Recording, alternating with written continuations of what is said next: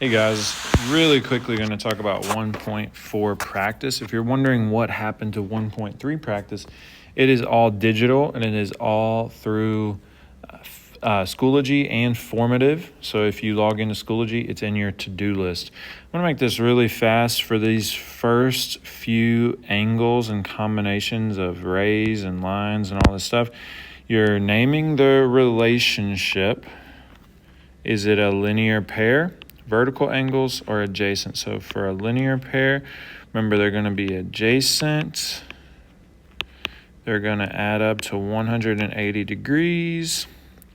For vertical, it's going to be at an intersection and they're going to be across from each other.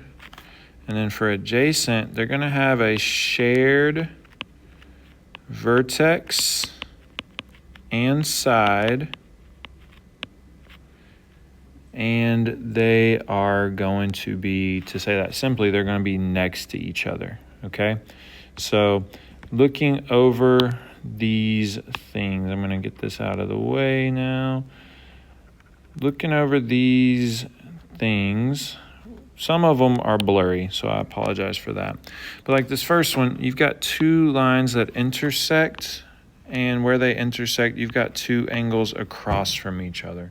So when they're across from each other at an intersection, those are vertical angles, all right? If you look at 2, all right, there's this whole straight line right here, but I'm only looking at angles A and B. So together, they don't quite make a straight line, but they do have a shared vertex and they share this side right down the middle. So they are next to each other, shared side, shared vertex. Those are going to be adjacent. Now, looking at the rest of these, all right, 3, similar situation, 4, similar situation. 5, you've got 3 lines crossing each other right here, creating an intersection. And down at 6, you've got an intersection and then a ray. It looks like close to a bisector, but not quite. And so just find the angles on each image and then see if you can best describe their relationship. If you need to look back at the notes for those relationships, you can do that. And section 2 says to find the measure of angle B. So every one of these images has an angle B, all right, has an angle B that's missing. And what you're really looking at is, okay, what other information do I have? Okay, what other information do I have? Well, a couple of pieces here. One, there's an intersection, so you know that this angle also equals B. But then you also have this line right here, and you can see that angle B and 130 make a perfectly straight line. So if I take 130 and I add it to B and I get a straight line, that means they equal 180. And so if I just solve for B, by subtracting 130, I get that B equals 50 degrees. B equals 50 degrees. And so you're going to kind of do that similarly on number 8. On number 9, I have an intersection. It is, 3 lines, but I have an intersection. And when 2 angles are across from each other at an intersection, they are what we call vertical to each other. And that means they're equal. 10, you have 2 angles side by side that share a vertex. They share a side, but they also create a straight line. And then for the very last section, I do apologize that some of these are a little hard to read. All right, I do apologize for that, not making them clearer. But if you look at those, you can still kind of make out what it says. These little symbols might be a little confusing, but that's just the degrees Okay, that's all that is right there, those little symbols.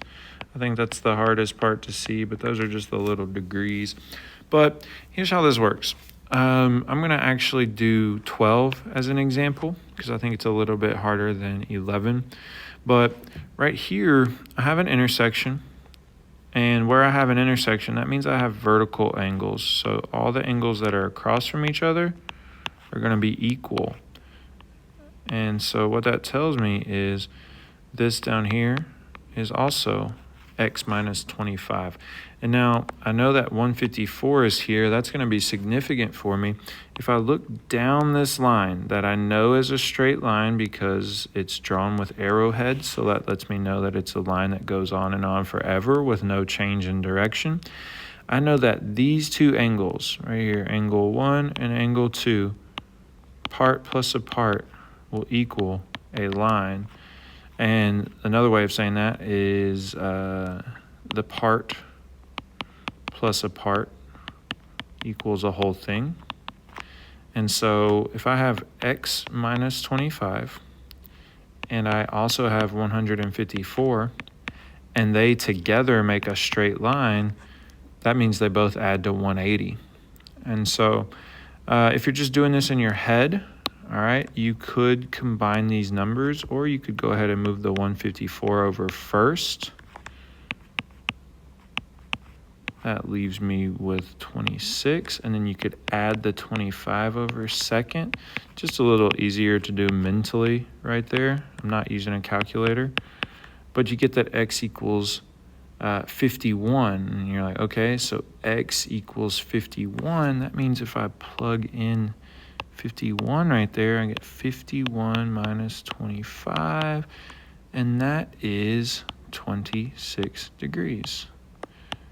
Now, if you're trying to check yourself, these two angles, angle 1 and angle 2, should equal 180.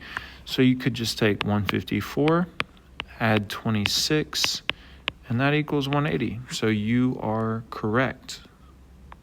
Those are supplementary. All right, that's one way I could describe them. They are supplementary because they add up to 180. They are adjacent because they are next to each other. And they are a linear pair because they form a line. They form a line. They're adjacent and they form a line. And then 13 would be similar. You can see that these form a line. So they have to add up to 180. These two down the middle form a line. So together they combine to 180. And these two up top are at an intersection. Sorry, that was a horrible line. They're at an intersection and they are vertical to each other, which means they're going to be equal. You could just set them up to equal each other, solve for x, and you would have 4x equals 88. Always double check your work, plug your numbers back in, make sure everything checks out, and follow the rules of each relationship. Hopefully that helps.